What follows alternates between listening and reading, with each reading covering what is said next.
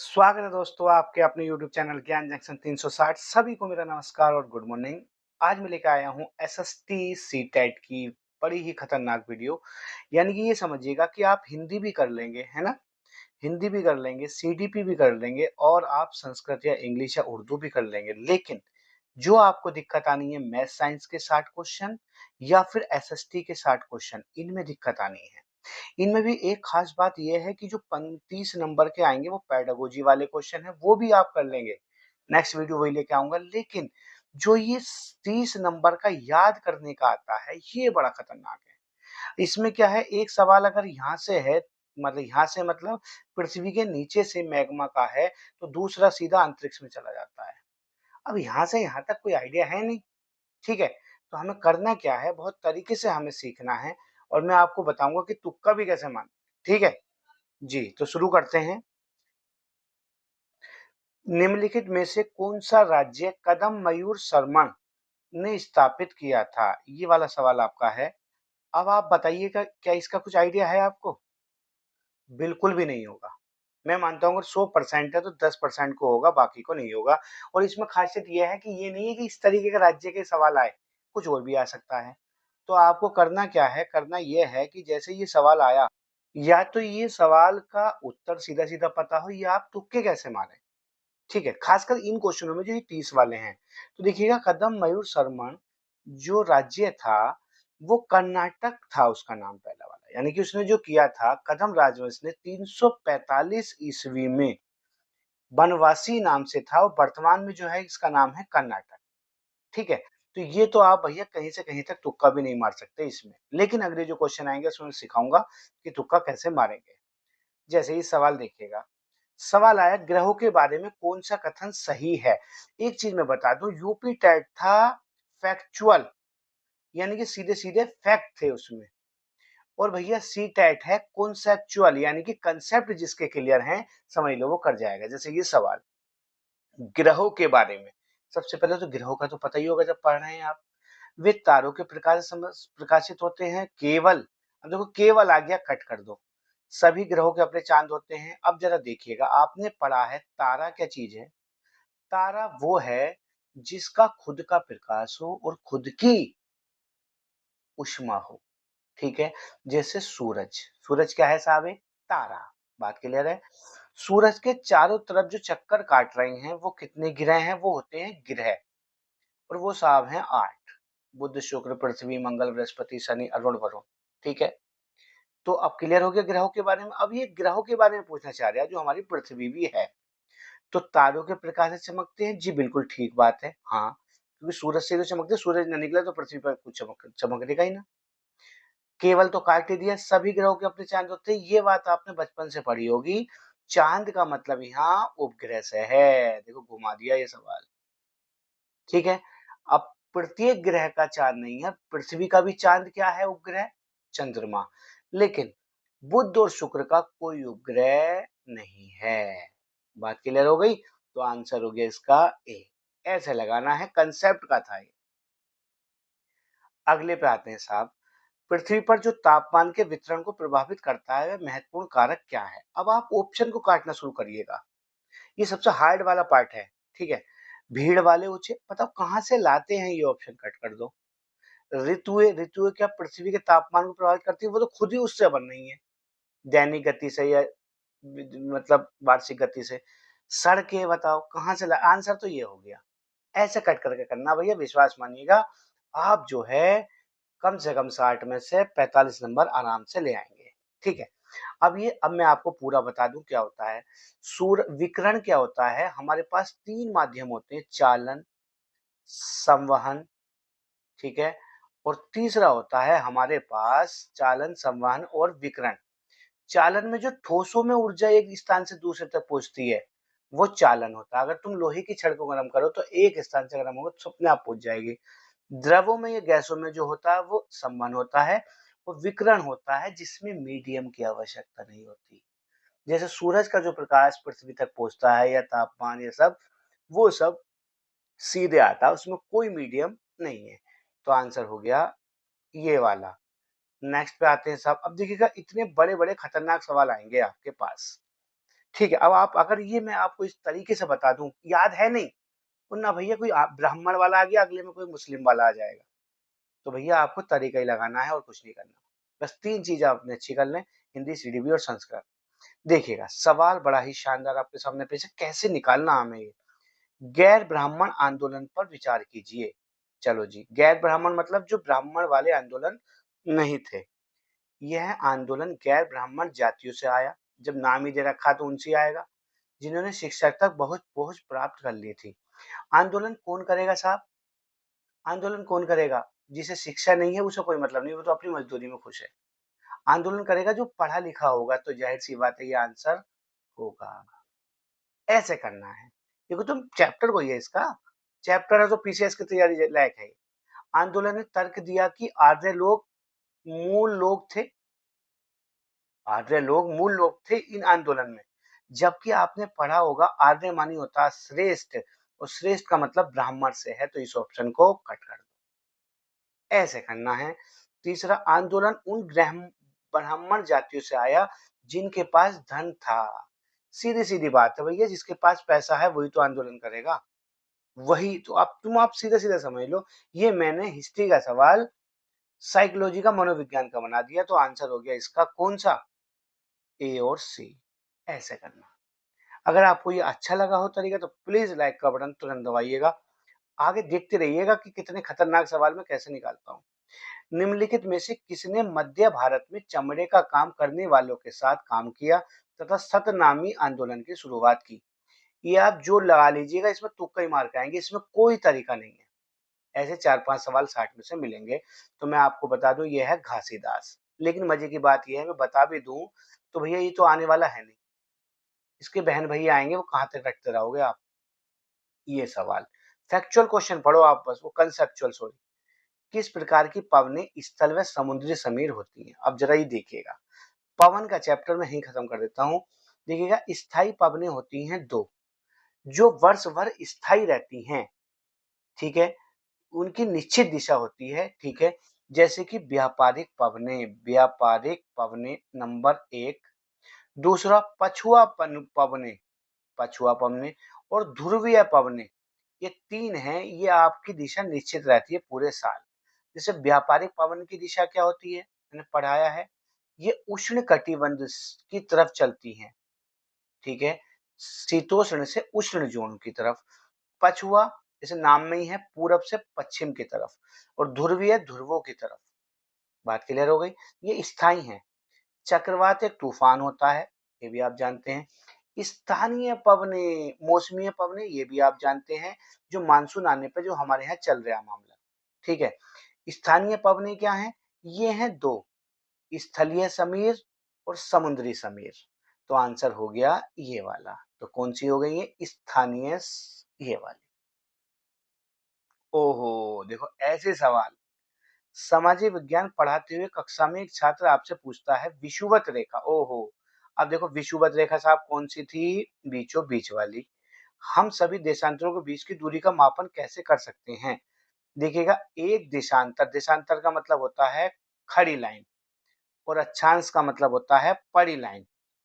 देशांतरों की संख्या होती है 360, ठीक है, और उन्हीं में देशांतरों का मामला चल रहा है, ठीक है। तो जाहिर सी बात है, अब 360 का ही मामला होगा तो ये दोनों ऑप्शन कट, ठीक है।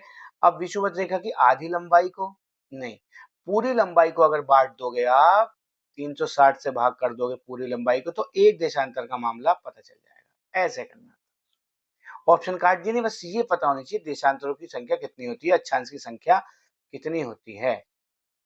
ओहो, अब आते हैं शैल क्रम का सही चक्र क्या है।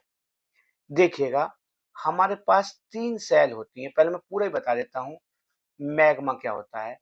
पृथ्वी के नीचे जो तरल अवस्था में पदार्थ है, उसे बोलते हैं साहब मैग्मा।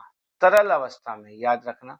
जैसे ही वो ऊपर की तरफ फटता है, उसे ज्वालामुखी बोलते हैं, और जो फटकर जम जाता है उसे बोलते हैं ठंडा होकर लावा। दो बातें क्लियर जी। अब चट्टान होती हैं 3 आग्नेय, ठीक है, अवसादी, ठीक है, और रूपांतरित, ठीक है। आग्नेय चट्टान वो होती हैं जो लावा के ठंडा होने से जमकर बनती हैं। इसका नाम ही है आग्नेय, ये विशेषण शब्द है आग वाला यानी कि लावा।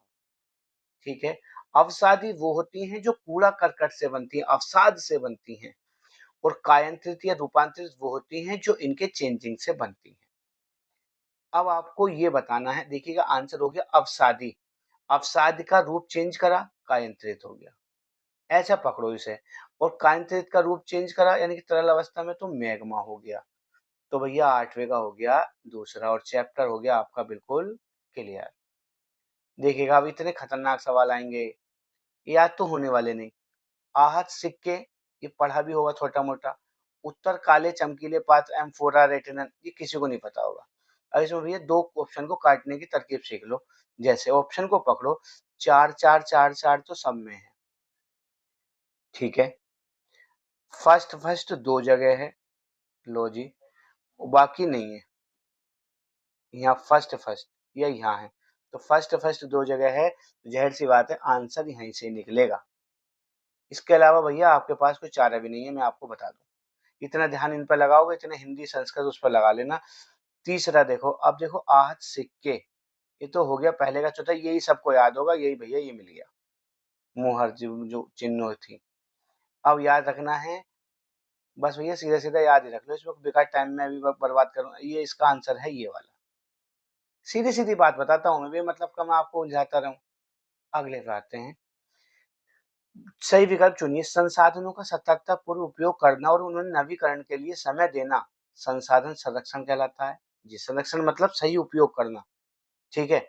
अब जैसे जैसे मान लो आप जो है ब्रूश कर रहे हैं, ठीक है, और ब्रूश कर रहे हैं और कोलगेट कर रहे हैं, तो पानी खुले ही छोड़ छोड़ छोड़ रखा है, तो ये आपका संसाधन संरक्षण नहीं है। सही सतर्क का पूर्ण उपयोग करने का मतलब है सही उन्हें नवीकरण समय देना। आंसर ये बिल्कुल ठीक है, अपने आप दिख जाएगा। ऐसे वाले सवालों को करो, उपयोग करने की आवश्यकता भविष्य के लिए बिल्कुल ठीक है। तो भैया जब दोनों सही होते हैं तो ज्यादातर सही व्याख्या करता है। अगले पे आते हैं, बताओ कहाँ तक रटोगे इन सवालों को, ऐसे निकालो तरीका। 1870 और 80 में दशकों ब्रिटिश प्रति असंतोष और ज्यादा गहरा हो गया था, अभी तो हुआ ही था, तभी तो 1857 में क्रांति हुई थी। ठीक है साहब। एक्ट पारित किया है जिसके जरिए भारतीय अपने पास हथियार रखने का अधिकार छीन लिया था, उन्होंने नाटक तो करा ही था, तो ये भी कैंसिल। सरकार का समर्थन करने के लिए 1880 में वर्नाकुलर प्रेस एक्ट आया। याद रखना, ऐसे जो होंगे ऑप्शन ये वाले, इनमें कहीं ना कहीं गड़बड़ करके पूछना चाहता है। बाकी तो उन्होंने नाटक करा ही था, तो ये दोनों ऑप्शन कट गए। छीन लिया, हाँ छीना ही होगा। असंतोष बढ़ गया था, बढ़ गया था। 1857 क्रांति हुई थी ना। अभी 1880 में वर्नाकुलर प्रेस एक्ट आया, जबकि ये गलत है, ये आया था 1878 में। ये था इसका टारगेट बस। अगर आप पढ़ना चाहो तो ये फैक्चुअल ये वाले ये कर लेना कब कब क्या आया। लेकिन भैया कहाँ तक करोगे।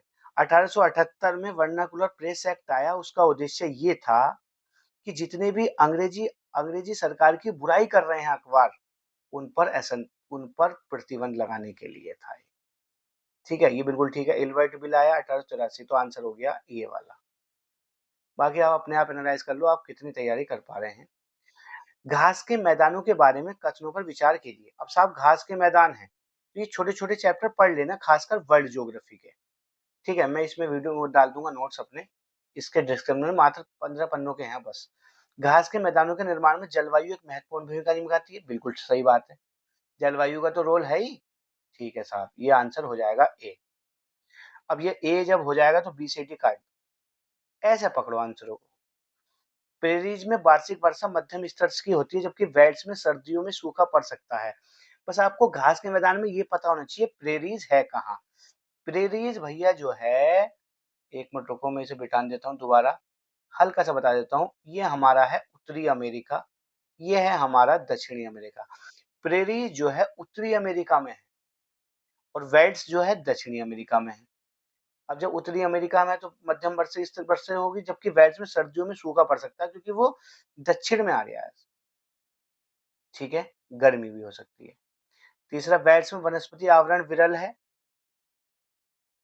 ठीक है, तो ये अब देखो ए बी सी, अब तीन तीन तो लेने हैं। अब देखो एक तो काट ही दिया हमने, कौन सा वाला, ए, हाँ ये तो काट ही दिया, ए बी सी में होगा, ये भी काट दो। देखो कैसे करेंगे, अब आपको पता चल गया कि महत्वपूर्ण भूमिका होती है, ए भी है बी भी है।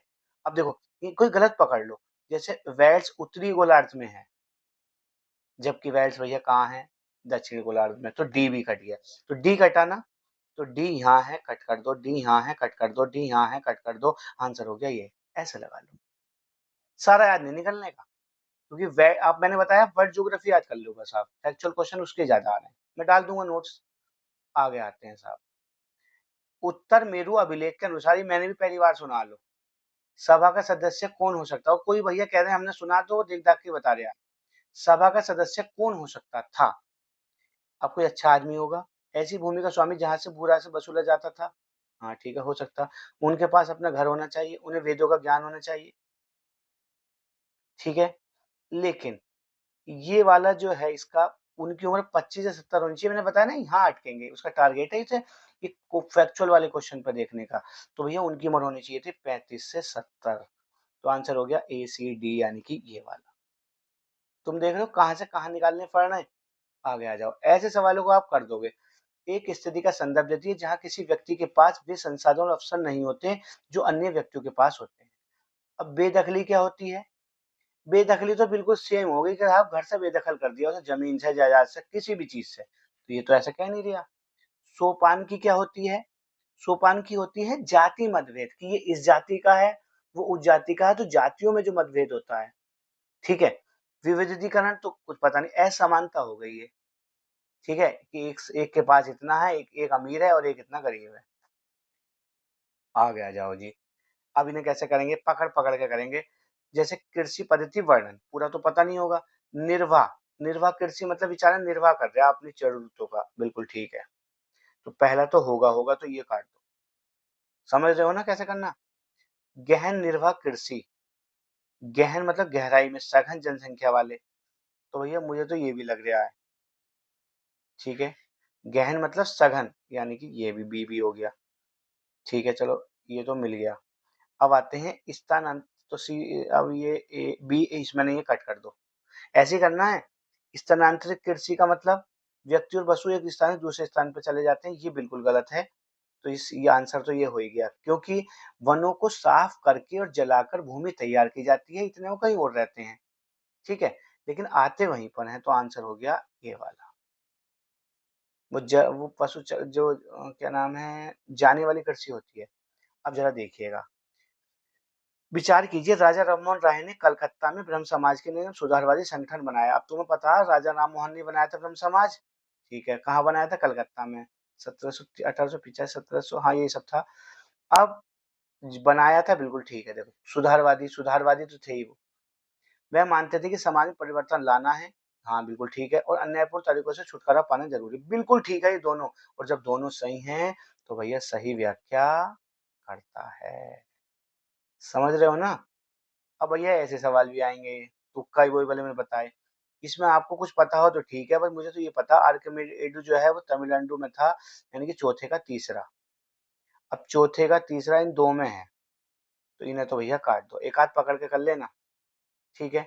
अब आते हैं कैसे करें, अब ये तो कट ही गए, पहले का पहला, दूसरे का दूसरा, तीसरे का गृहपति, भूमिहीन मजदूर हो सकता है, श्रेणी स्वतंत्र कृषक, तटीय निवास, ये तो हो गया चौथा, शिल्पकार, तो आंसर हो गया ये वाला।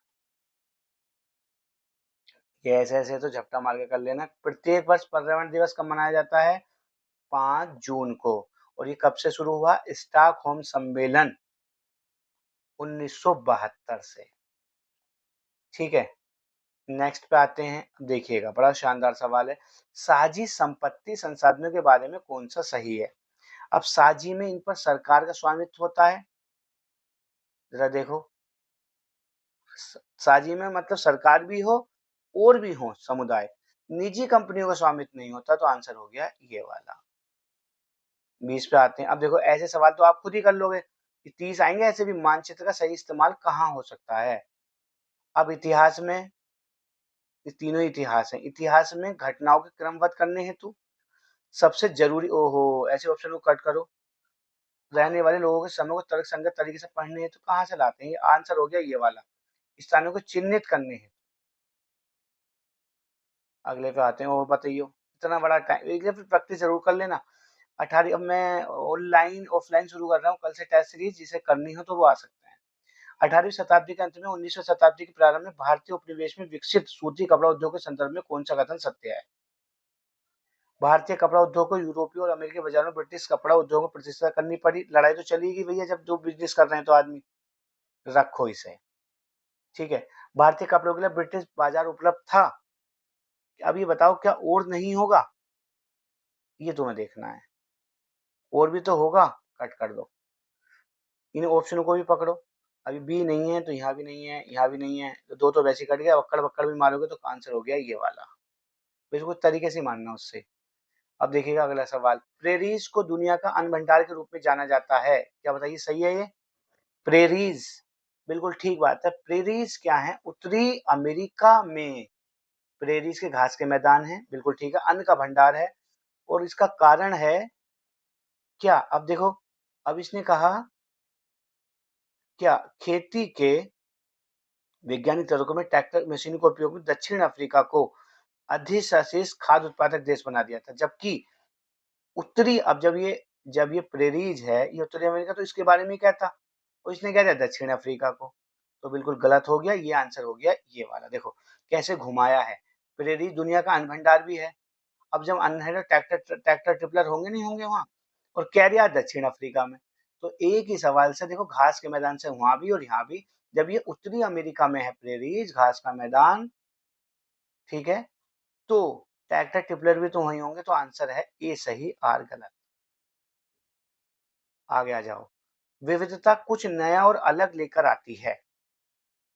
जनसंख्या कट कर दो, आनुवांशिक कट कर दो, इन दोनों में बचा। तो विविधता मतलब संस्कृतियों के परस्पर मिश्रण के कारण, यही अच्छा लग रहा है साइकोलॉजिकल। आगे आते हैं।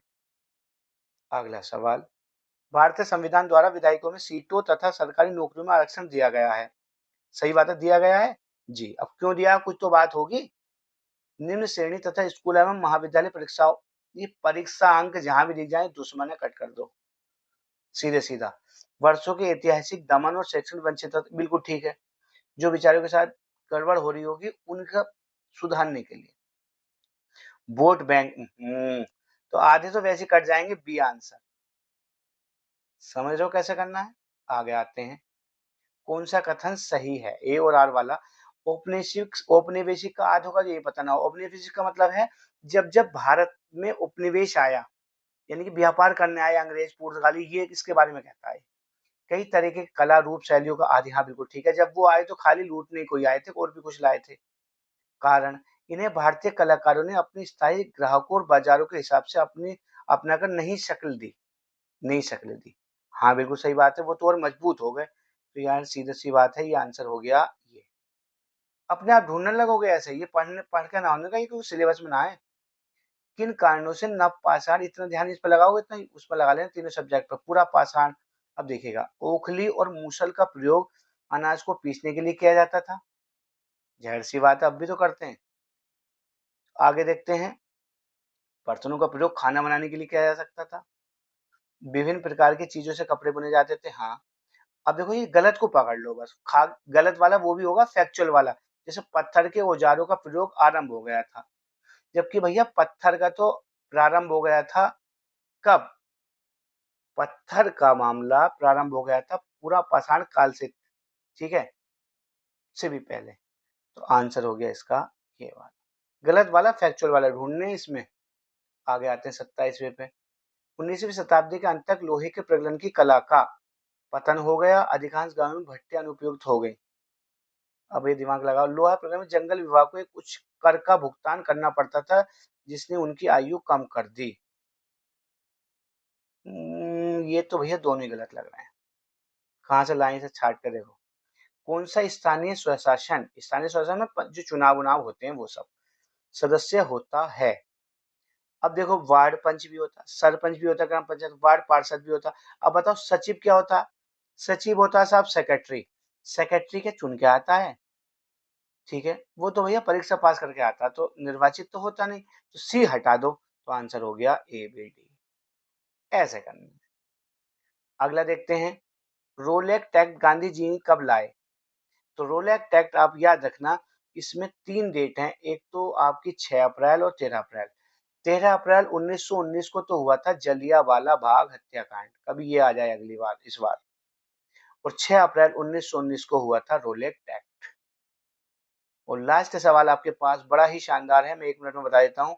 ग्रीनविच है ये वाली, लंदन 0 डिग्री।